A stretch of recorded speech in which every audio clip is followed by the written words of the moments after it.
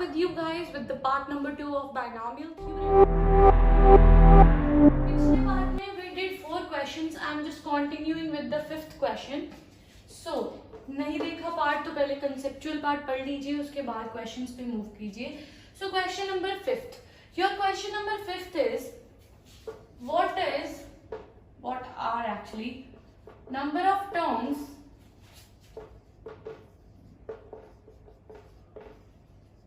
in the expansion 1 plus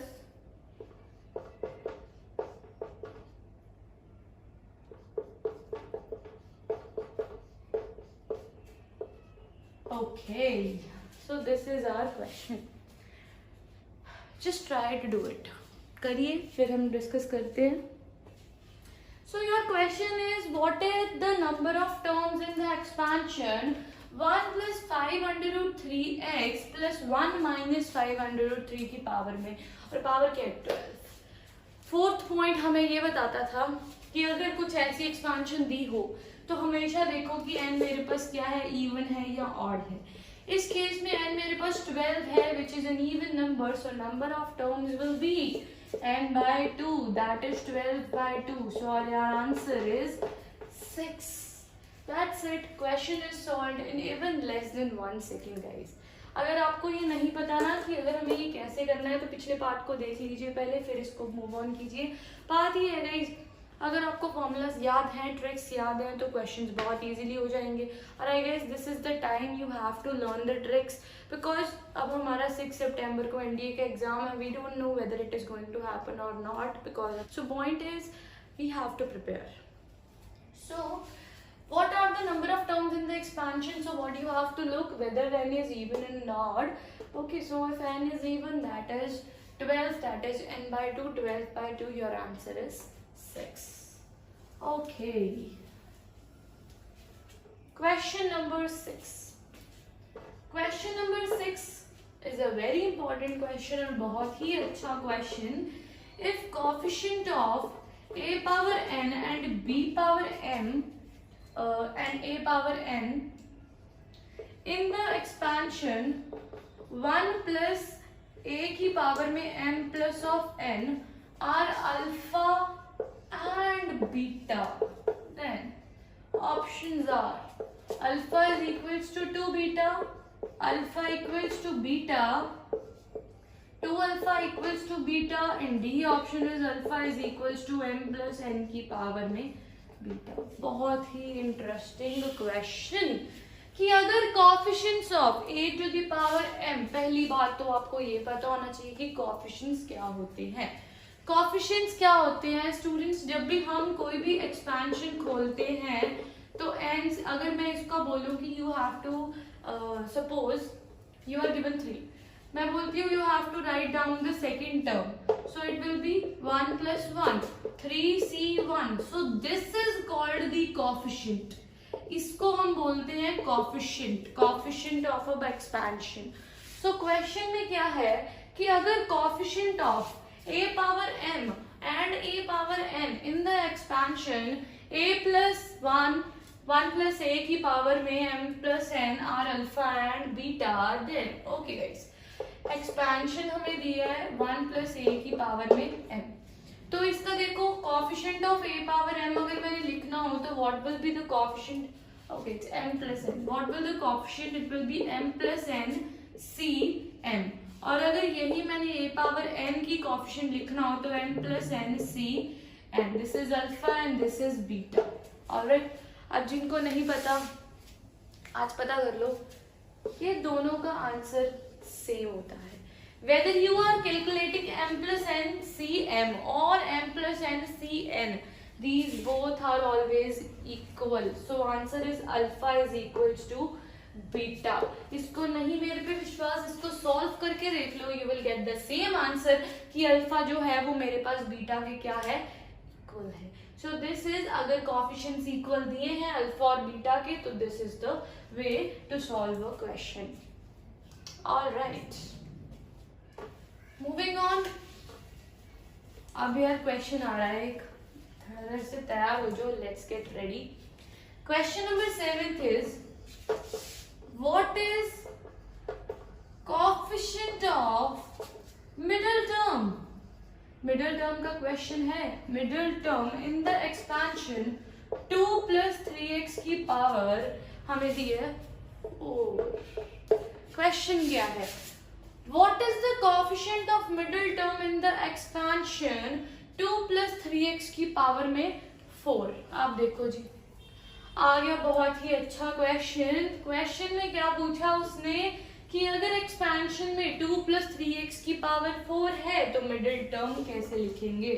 तो middle term को guys लिखने का बहुत इजी वे आपको देखना है, n इवन है या ऑड है। n इवन है मतलब फॉर्मूला क्या लगेगा, n/2th टर्म आपको इसमें क्या करनी है, लिखनी है। तो इसमें एक चेंजेस होंगे, n/2 + 1th term. So this is the way to write. So this is 4/2 + 1th term. So it will be equals to 2 + 1th term, that is 3th. मतलब t3 मैंने लिखना है तो ये आ जाएगा t2 + 1 4c2 2 की पावर में स्क्वायर 3x की पावर में 2। अब पूछा क्या है क्वेश्चन में? क्वेश्चन में पूछा है coefficient, so your answer will be 4c2, तो that is 4 × 3 2 × 1, that is answer is 6. Your question is solved.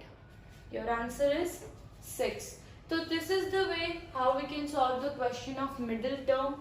Okay, so there is another question for you all guys. If you have 2 + 3x की power में 7, यही question अगर odd power के साथ आ जाता है तो how we have to do, हमें देखना पड़ेगा कि n मेरे पास इवन है या ऑड है और हमें मिडिल टर्म का कोएफिशिएंट देखना है।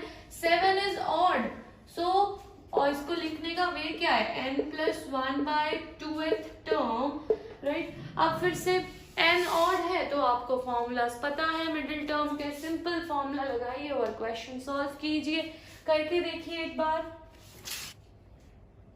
ओके, सो मिडिल टर्म देखना है। अगर n मेरे पास ऑड है, मेरे को लगता है अब तक आप लोगों ने कर लिया होगा, सो n + 1/2 + 1th term, so this is the way you can write.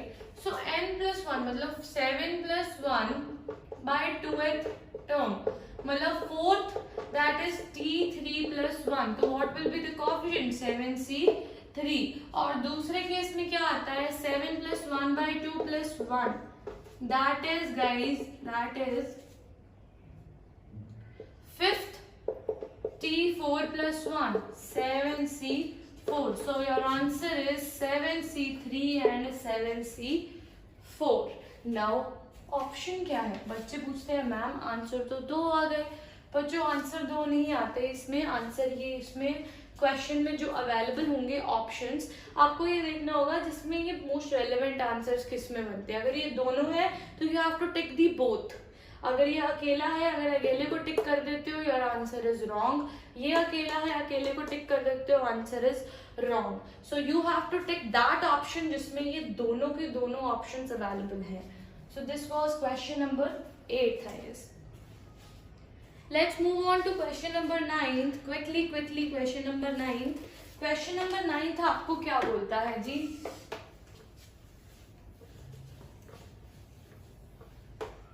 Okay, question number 9 says that in the expansion given है 1 + x की पावर में 43, coefficients of 2r + 1th power and r + 2th are equal, then what is the value of r, given that r should not be equal to 1. Okay guys, बहुत ही simple question. फिर से expansion given है, coefficients हमें पता है यार, जब हमें जर्नल टर्म ही पता है 2r + 1 को लिखना है तो उसका कोएफिशिएंट क्या होगा, 43c2r, और दूसरे केस में हमें लिखनी है r + 2 term 43c r + 1, because हम इसको लिखेंगे +1। तो गाइज देखो ना, अगर ये सब कुछ गिवन है और ये इसने क्या बोला है, ये दोनों क्या है, इक्वल है, तो simple as that just solve them and find out the answer.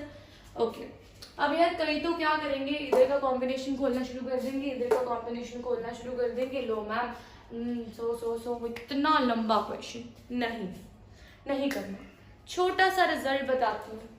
Result इसमें ये बोलता है कि अगर NCP इक्वल्स टू NCQ, अगर ऐसा कोई स्टेटमेंट आ जाती है तो क्या याद रखना है कि या तो PQ के इक्वल होता है, या तो P is equals to Q, और either P plus Q equals to 1। ये आपके पास बहुत ही अच्छा सॉल्यूशन आता, sorry it's equal to N। Okay, ये आपको क्या बोलता है, ये कहता है कि अगर आपके पास, सॉरी दिस हॉच पॉच हो गया थोड़ा, ये आपको ये बोलता है अगर आपके पास NCP equals to NCQ given होता है तो या तो P इक्वल्स टू Q हो जाएगा और P plus Q equals to N हो जाएगा। यही सॉल्यूशन, यही ट्रिक को जरा सा इसमें अप्लाई कीजिएगा और आंसर निकालो, देखो क्या आता है। इसी ट्रिक को मैं इधर अप्लाई करती हूँ तो it becomes either 2r equals to r plus 1 that is r equals to 1। तो ये हो नहीं सकता बिकॉज क्वेश्चन में गिवन है कि r 1 नहीं हो सकता। या दूसरा केस बनता है 2r प्लस r प्लस 1 किसके इक्वल हो जाता है 43 के। It gives you 3r equals to 42 and simply it gives you the r, that is the value of r is 14. So these were some of the most repeated questions in NDA. यही basic questions बनते हैं हमारे पास, ठीक है। अब इनकी practice करिए। ये क्वेश्चंस अगर आपने कर लिए तो इसके बेसिस पे और क्वेश्चंस की प्रैक्टिस कीजिए एंड ये boom your NDA is clear. Binomial का एक भी क्वेश्चन नहीं छूटेना चाहिए आपका। Alright guys, these were some of the questions. Let's look this question. तो ये याद रखिएगा, this is the small trick, ठीक है। रिपीट कीजिए ये क्वेश्चंस, इस टाइप के और क्वेश्चंस देखिए बुक्स में, NCERT फॉलो कीजिए और कोई भी आपकी कंपटीशन एग्जाम्स की बुक है तो फॉलो कीजिए और क्वेश्चंस को प्रैक्टिस कीजिए because practice makes a man perfect. Till then, take care guys, bye bye.